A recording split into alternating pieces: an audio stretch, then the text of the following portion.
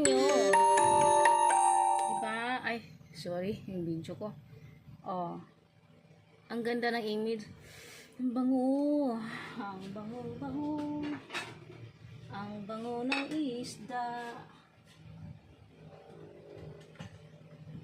Ang bango niya dahil sa mga herbs.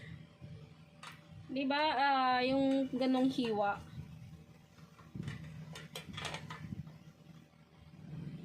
Oh. Ang ganda. Gatuhin yung paghiwa ng isda. Madaling ano yung laman, oh. Wow. Look at that. Tapos yung ating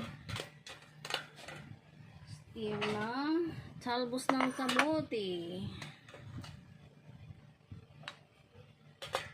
Tuyo lang katapat niyan. Tsaka kalamansi.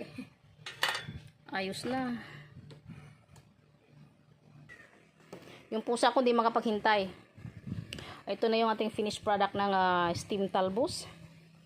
At yung ating special steam fish. Diba? Ang ganda lang ng image. So, pak. Let's eat, guys!